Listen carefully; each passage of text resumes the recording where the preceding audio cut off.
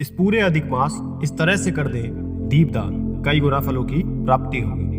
दोस्तों, आज की वीडियो में हम आपको अधिक मास में दीपदान का क्या महत्व होता है, दीपदान किस प्रकार करना चाहिए, दीपदान करने से किन इच्छाओं की पूर्ति होती है और दोस्तों दीपदान हमें कब, कहां और कैसे करना चाहिए, ये सारी बातें, सारी जानकारियां आज की इस वीडियो में हम आपको बताने जा रहे हैं। दोस्तों, अधिक मास जिसे हम मल मास या पुरुषोत्तम मास के नाम से भी जानते हैं, इस वर्ष ये सावन मास में लग रहा है। सावन मास 2 मासों का है। ये अधिक मास 18 जुलाई से लेकर 16 अगस्त तक का है।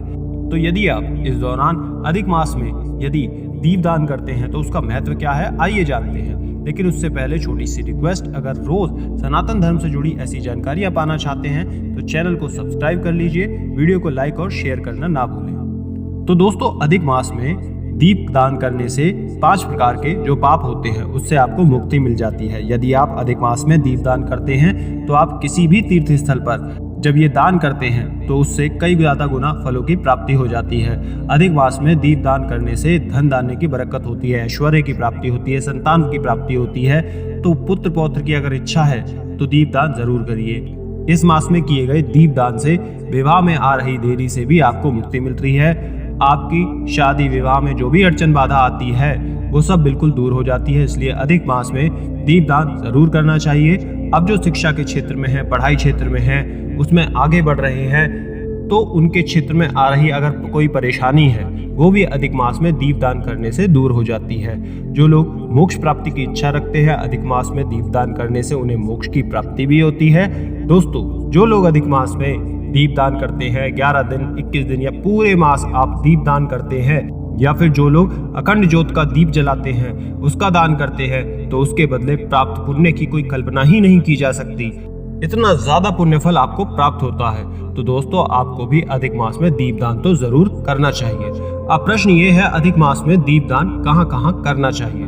तो दोस्तों, सबसे पहले आपको इसे अपने घर में जरूर करना चाहिए। आपका जो पूजा घर है, पूजा स्थल है, वहाँ दीपदान जरूर करना चाहिए। देखिए दोस्तों, ये जो अधिक मास है ये भगवान विष्णु का मास होता है।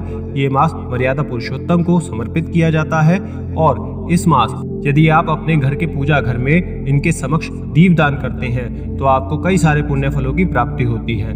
दूसरा दीपदान दोस्तों, जैसा कि हम सब जानते हैं कि सावन का महीना चल रहा है और पूरे सावन भगवान शिव की आराधना होती है। और यदि इस मास आप भगवान शिव के निमित्त दीपदान करते हैं तो उस पुण्य फल की कल्पना भी नहीं की जा सकती।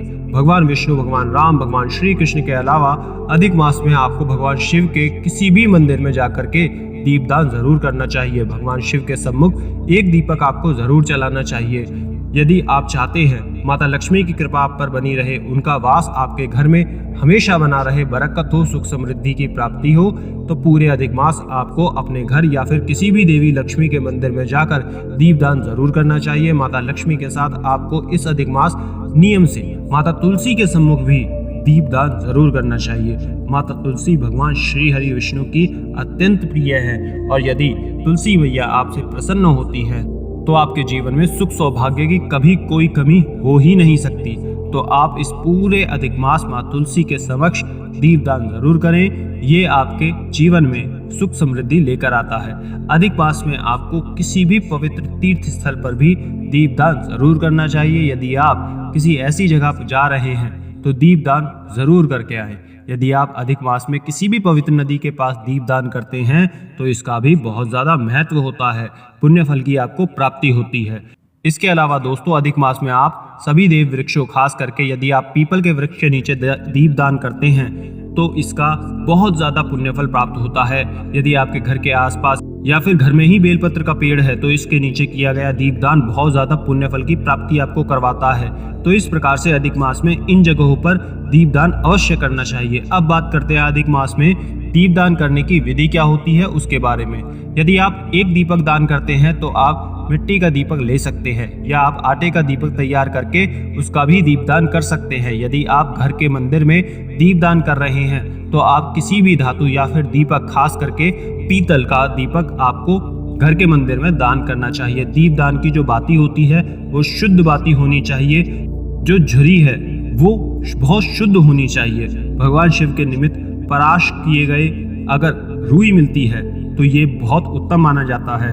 यदि माता लक्ष्मी के निमित्त आप लाल कलावे या फिर लाल रंग की बाती का दीपक जलाते हैं तो बहुत ही उत्तम माना जाता है। तो इस प्रकार से दीपक की बाती का भी विशेष ध्यान रखें। यह अधिक मास का दीपदान आप तिल के तेल से भी कर सकते हैं या फिर शुद्ध घी का दीपक भी भगवान के समक्ष दान कर सकते हैं। अब दोस्तों, दीप का जो समय है तो उसके बारे में जानिए। आप सुबह की पूजा में दीप दान कर सकते हैं या फिर आप शाम की पूजा में भी दीप का दान कर सकते हैं। आप किसी भी मंदिर में